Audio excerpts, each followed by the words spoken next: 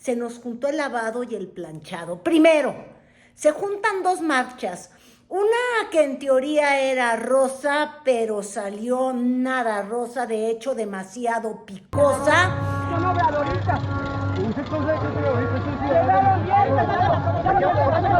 ¡Porro fuera! ¡Porro fuera! ¡Porro fuera!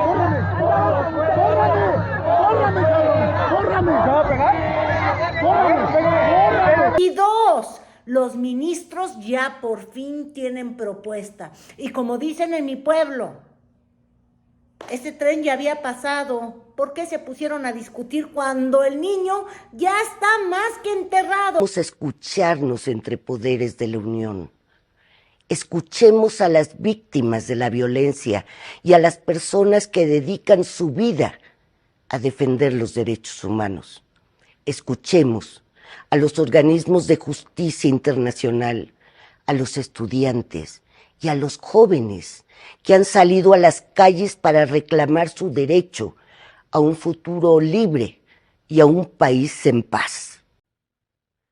Nuestra historia no se puede definir a partir de la narrativa fácil de que todos los problemas de seguridad y justicia en el país son culpa de los jueces. El día de ayer, ese es el último punto interesante a tratar, se dictaminó la minuta de la reforma judicial. Mañana ya se va a discutir en el Pleno del Senado su aprobación y seguimos en la búsqueda del Judas de Yunes. Bueno, vámonos de a poquito y comenzamos con el se los dije. ¡Lárgate, chayote! Oye, ¡Lárgate, chayote! ¿qué le pasa, señora? ¿Qué le Ahí donde mete la mano Claudio X González, todo termina por echarse a perder. Porque el rey Midas de la democracia, de verdad, es que lo acaba hundiendo todo. Y hubieron pequeños episodios como estos que mancharon toda la chulada de haber marchado por reforma. Están a favor de la reforma, pero esta gente intolerante, ahí está, lamentablemente Todos aquí representados en un pequeño número. Pero les puedo asegurar que esto se está replicando en todo el... Y es que como dicen en mi pueblo, pasó lo que tenía que pasar. Una marcha sale del hemiciclo a Juárez, que es pensando en el hemiciclo a Juárez, que es la que está a favor de la reforma judicial, sale de este lugar donde Andrés Manuel López Obrador alguna vez se autodenominó justamente el presidente legítimo y mandó al diablo a las instituciones, justamente desde ahí, y marcha hacia el Senado para expresar que ellos son los jóvenes por la reforma. Pero se cruzan en su camino con todas las organizaciones que han dicho que están en contra de la reforma judicial y que este fin de semana se vieron manchadas de rosa, sí, manchadas de este grupo político, la Asociación Civil que encabeza Claudio González y que en voz de Acosta Naranjo anunciaron que iban también a marchar. Y cuando digo que marchan y manchan es porque estos demócratas que siempre hablan de pluralidad, que detestan la censura y que que temen por una dictadura, cuando toman las calles llegan a tener desplantes de esos que terminan por mancharlos completamente, porque es como esta película Ya me la sé, la de la discriminación, la del clasismo y la de llegar al punto de andar rompiendo mantas y que esto quedara documentado, pues no les ayudó y de hecho ayudó mucho a las redes de quienes apoyan a López Obrador, un grupo amplio de reporteros que van mucho al Palacio Nacional y otros que son como voceros del movimiento de la transformación, y dio pie a poder mostrar estas ironías, estas contradicciones de los demócratas que no tienen tolerancia, de los que odian la censura pero quieren censurar todo, y yo creo que ahí sí que le sale el tiro por la culata o el Claudio por el culín. Capaces, avanza, no hagan daño. Todo eso tiene que ver con las formas. En el fondo, lo que vimos el fin de semana no es solamente que Norma Piña fuera de alguna manera a apoyar a los trabajadores que están en paro en el Poder Judicial, sino que también se une a este paro o a las calles a manifestarse el día de ayer por la noche, también uno de los ministros de la Corte. Y llega finalmente, después de tanto tiempo, una propuesta por parte de la ministra Piña que en realidad es, híjole, ¿cómo puede uno decir? Es como que un último arranque desesperado cuando ya no era el tiempo de discutir. Doña Norma Piña tuvo pues más de un año para encabezar un cambio profundo y hacer un diagnóstico de el estado en el que se encuentra el sistema judicial mexicano. Pero asumió una postura intransigente frente al gobierno de López Obrador o, ¿cómo decir? La agarraron como de esta líder por casualidad, una suerte de Xóchitl II fue lo que le pasó a Norma Piña, que de un gesto que en realidad llegó de, yo llego a pensar, de su falta de conocimiento de protocolos o incluso en el peor de los casos, pues de cierta mala educación o falta de modales, diría mi abuelita, cuando no se para frente al presidente López Obrador, y esta falta de cortesía se convierte en un símbolo de la oposición para decir nos vamos a enfrentar. Yo creo que ahí vino el primer error porque se equivocaron de liderazgo. Una ministra cuya trayectoria cuya trayectoria no está a la par de todos los tamaños que se le quieren dar. Es decir, no traía en su maleta o en su toga muchísimas decisiones relevantes, discusiones, presentaciones, alegatos que la hicieran conocida, no sé, como en algún momento dado fue Olga Sánchez Cordero, incluso el ministro Cosío. No había un bagaje jurídico pesado que pudiese convertirla en esta suerte de liderazgo o de lideresa de la Corte. Entonces, finalmente decide, en vez de estar siempre con la grosería por delante, decide salir a hacer una propuesta, pero cuando ese tren ya se partió. ¿Por qué? Porque esa reforma ya se aprobó en el Congreso, en la Cámara Baja, en la Cámara de Diputados, y pues ya se dictaminó ahora en el Senado. Reiterarte que hay 19 integrantes en la Comisión de Estudios Legislativos, 18 en la de puntos constitucionales, y pido a la Secretaría Técnica que dé cuenta que se integró la senadora Almanaí. En consecuencia, como te decía, hay quórum legal. Ahora, el debate de verdad se va a dar el día de mañana, pero ya pudimos tener el día domingo una probadita de cómo están los argumentos de los 43 senadores, aunque ayer evidentemente no vimos a 43, todavía sigue faltando Yunes, el hijo del exgobernador de Veracruz y archienemigo de López Obrador, el que le orquestó, ¿se acuerdan del show de la Eva Cadena, que recibía dinero y decía que por parte de López Obrador? En fin, esos dos se odian con el odio jarocho, literal. Pero, como ustedes van a recordar, el senador Yunes, el hijo de Miguel Ángel Yunes padre, pues se fue a hacer una operación mientras parece que había una orden de aprehensión en su contra. Entonces, se han atizado y aumentado las voces que dicen que a través de las fiscalías locales y de la Fiscalía General de la República se está intentando, no nada más con te doy lo que tú quieras, eso es lo que dicen que es la cuota, lo que usted quiera, papá, le voy a dar en billetazos. Pero bueno, yo hablaba de la discusión y de ver cómo se iba a poner eso. Tuvimos argumentos del joven Anaya, del joven Maravilla, el que sí ha enfrentado a los jueces, el que evadió la justicia exiliado en Atlanta y que la verdad es que fiel a su estilo, que le dio la fama durante muchos años antes de que le surgieran todas estas cosas en Querétaro, justo por la mano negra del presidente Peña Nieto, ¿verdad? Que le orquestó todo un caso sobre triangulación de fondos y que además logró que se judicializara. ¿Por qué? Ay, porque la Corte, porque esos jueces no son realmente tan autónomos.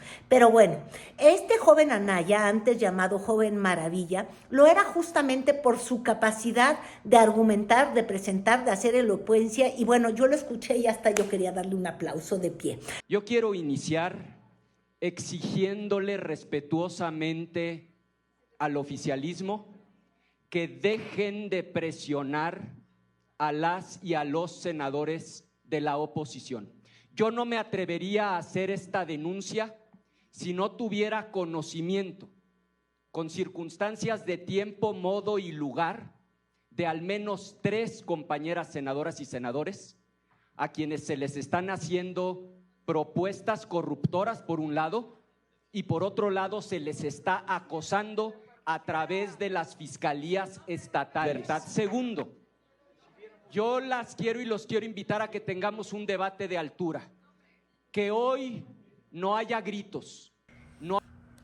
Para que vean cómo son las cosas, Finalmente Anaya, el panista que tuvo que recluirse, que estuvo escondido, que odiaba a Calderón, que Marco Cortés agandalló porque él hizo a Marco Cortés y luego se peleó porque no lo querían hacer, y que es el menos panista de los panistas, de quien también hubo dudas de que fuera a, como dicen en mi pueblo, chaquetear o brincar para el otro lado, es el que tiene la voz más sólida y argumentativa, que al menos parece despasionada, o sea, sin la víscera de la rabia anti-López Obradorista, y al menos sus argumentos parecen argumentos reales que señalan hacia riesgos reales. El debate que se planteó en la mañanera es un debate binario, falso.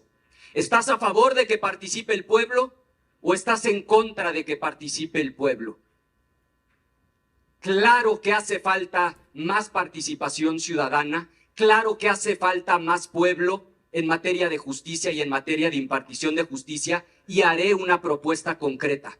Pero si en lugar de informarte a través de la mañanera, lees el dictamen, las 414 páginas, o por lo menos las 40 del texto que pretenden poner en la Constitución, saltan a la vista 3 trampas, 3 engaños que ojalá podamos hoy discutir y debatir.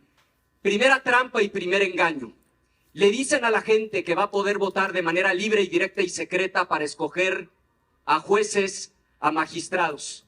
Lo que no le están diciendo a la gente, y lo dice el dictamen, es que Morena tendrá el control total y absoluto de la preselección de las candidatas y los candidatos. Es como... Las primeras respuestas llegaron por parte de la que sigue siendo aún secretaria general de Morena y senadora de la República, Citlali Hernández. Esta soberbia con la que la oposición actúa creo que es parte de la que motivo de su derrota electoral y política y moral que han tenido. Aquí han dicho durante toda la tarde, no de manera literal, pero sí implícita, que el pueblo es tonto, que no va a poder votar, que va a anotar en la boleta el nombre de alguien de la Casa de los Famosos, que las y los legisladores que fuimos electos, la gran mayoría por un voto popular y no vía plurinominal.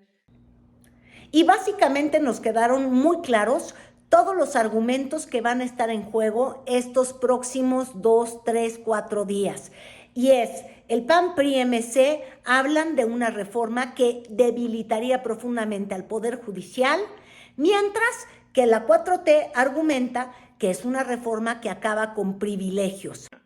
El problema es que se está vulnerando la autonomía del Poder Judicial como institución, porque la intervención está llegando a jueces y a magistrados, Y por lo tanto, entonces, yo preguntaría, ¿cómo se va a garantizar que en muchas regiones del país no haya una indebida intervención del crimen organizado en el... Esto está mal planteado. Quieren poner un reglamento en la Constitución prácticamente. O sea, no hemos dicho eso, que quede claro. Nadie ha dicho que el pueblo no puede elegir. Puede elegir, por supuesto, pero no así. Y sí queremos una participación de la gente. Escuchando con atención todas las dudas que usted plantea, que desde mi punto de vista son puras contradicciones, quiero preguntarle, ¿qué opina que hace un momento cuando el senador Ricardo Anaya hizo su posicionamiento y nos dijo que José Vasconcelos no lo representaba? Quiero saber si el PAN de Marco Cortés lo representa firmando acuerdos políticos electorales en Coahuila a cambio de magistraturas, firmándolas con el gobernador de Coahuila. Y fíjense ustedes lo que es la ironía. En ninguno de esos dos argumentos sale a flote lo único que nos debería de importar, y es dónde están los mexicanos frente a la justicia. Hablamos de ministros que ganan mucho por el lado de la 4T y luego hablamos de la necesidad de contrapeso al Ejecutivo. Órale, felicidades, pero ¿y el ciudadano en todas estas dónde está? Bueno, vamos a escuchar a Colosio, que está, que sí, que no, pero que no es cheque en blanco. Y ojo, sí, el pueblo de México nos dio un mandato, por supuesto que sí, pero en ningún momento nos dio, ni jamás nos dará, un cheque en blanco. Nunca antes en la historia de este país dos poderes se unieron para destruir a otro, para cooptarlo, someterlo. ¿Esta reforma es para quitar privilegios, excesos? Sí, pero también es para tomar control del poder que funge como el árbitro de México. Y por lo mismo hoy queda más que claro el propósito revanchista de esta reforma. Uno de los momentos más retomados de ese debate se dio entre la guayaba y la tostada. Van a decir, ¿por qué digo esto? Bueno, porque es como no vendes piñas, comadre. Carolina Villano critica a la familia Monreal por el nepotismo. Villano, quien es la sucesora directa del exsecretario general del PRI allí en el 2019, que es su esposo, además, sí, su esposo, Moreira, que también es hermano de otro presidente del PRI, otro Moreira, Humberto, pero que también es hermano y sucesor en la gubernatura de su propio hermano. ¿Sí ven el nivel de nepotismo? Que critica el nivel de nepotismo plus ultra, porque es multiplicado por 14 de los Monreal. Y entonces es como el César hablándole al César, el puerco al puerco, y la mera verdad es que eso estuvo tremendo. Completitas, ¿eh? Nadie los eligió. Bueno, supongo, aquí está Ricardo Monreal, David Monreal, Saúl Monreal, Rodolfo Monreal, Eulogio Monreal, Susana Monreal, Luis Enrique Monreal, María del Refugio Monreal, Ana María Monreal, Leticia Monreal, Edna Catalina Monreal, y quiere la delegación. Esto es nepotismo y nadie los escogió, senador. Y para su mayor conocimiento, somos 14, y si tiene duda le doy el currículum de cada uno para que sepa a qué se dedique y a su profesión. Segunda, ¿cuál nepotismo? La invito a que vea lo que significa nepotismo, porque a mí nadie me puso aquí en la Cámara, a mí nadie me ha puesto en mis espacios públicos, yo los he ganado y para su mayor conocimiento, fui el mayor electo con mayor votación en el estado de Zacatecas. La reforma llegó esta mañana a la sala de conferencia de prensa del presidente López Obrador y dice, de lo que no quiero opinar es del Judas, es decir, de las presiones que han acusado desde el PRI nacional, que dice que va a dar a conocer a quienes han amedrentado, y desde el PAN, toda la mañana en diversas entrevistas en radio, dijeron que son varios los que han recibido este tipo de presiones desde las fiscalías. No, creo que está en su derecho, como todos los que se oponen a que se reforme el Poder Judicial, Sin embargo, es evidente, de dominio público, la mayoría de la gente lo sabe, que impera la corrupción en el Poder Judicial y que urge limpiarlo en beneficio de todos, hasta de los empresarios, banqueros, de los extranjeros que tienen inversiones en México. Y ahora parece que vamos a estar en una suerte de espera, ya dejen ustedes chicha, chilerísima. ¿Por qué le estoy diciendo esto? Bueno, porque por un lado, esta mañana en las entrevistas que les dije que han hecho los distintos liderazgos del PAN, acusan que hay al menos 3, ese dato lo dio Ricardo Anaya, dentro del PAN, que han recibido la intimidación y la oferta de dinero o de sobornos para cambiar el sentido de su voto y sumarse a los votos del Senado que tiene Morena para que tengan una mayoría de 86. Pero esto nos lleva a la pregunta, pues, ¿quiénes son? ¿Cómo es? Todas estas cosas, como diría la canción de ¿quién es él? ¿Y a qué dedica el tiempo libre? Nos van a decir quiénes son, porque además en la era de la tecnología, en la era de Alito Moreno, que fue tan grabado y que luego grabó a Manuelito Velasco, en la era de que nadie puede hablar sin sentirse visto, bueno, ¿dónde estarán esos ofrecimientos? Porque si los subo, les prometo, tiene que haber una videograbación. Y al tema del Judas se suman ahora el tema de las matemáticas, ya no solo las matemáticas a gusto, como decía yo, con esto de que Adán Augusto dice que la mayoría eran 85, ya teníamos claro desde hace tiempo, que lo había dicho el propio Monreal, la mayoría en la Cámara de Senadores, como no existen las fracciones, se da +1 y por eso son 86. Pero también ya hubo declaraciones de Gerardo Fernández Noroña diciendo que bueno, que habría que considerar las reglas decimales de las matemáticas y entonces ya dejen ustedes los modelos, el razonamiento cartesiano, ahora vamos a hablar del razonamiento gerardiano y en el gerardiano, dado que no hay .3 o .1 senador y como nada más se necesitan 85.3, lo más cercano está quitándole el brazo, entonces con 85 tendrían mayoría y lo único que esto revela es que quizás es real esto de que los 43 senadores de la oposición se mantuvieron firmes y no van a dar el paso para atrás, como lo han estado diciendo en sus distintas oportunidades y en sus distintas redes, muchos de estos liderazgos y también lo volvieron a expresar quienes estuvieron en las comisiones discutiendo el tema el día de ayer.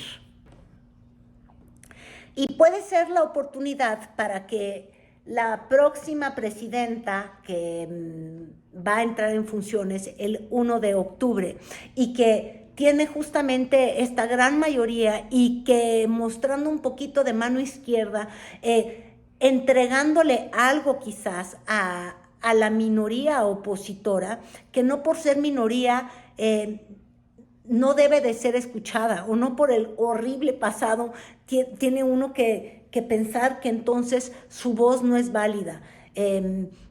Es importante abrirnos al espacio de discusión donde no nada más sea una reforma estética que sí parece en muchos términos venganza. Es decir, ya estamos hartos de que tengan tantos recursos, de que tengan tantos privilegios, de que sean tan millonariotes, si quieren pensarlo así, los 11 ministros de la Corte.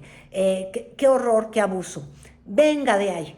Pero el simple hecho de quitarlos y someterlos al voto no garantiza deshacernos del mal que se denuncia, que es la corrupción. Vámonos de la discusión de cuánto cuesta y vámonos a la discusión de fondo, que es cómo hacer que la justicia rinda frutos, sea oportuna, sea, como dicen, expedita, pero además sea democrática, sea para todos, que no esté ciega, pero ciega a la mayoría de los ciudadanos, porque pareciera que no es que tengamos una justicia ciega a quién eres, sino que es una justicia ciega porque no ve a nadie que no le dé.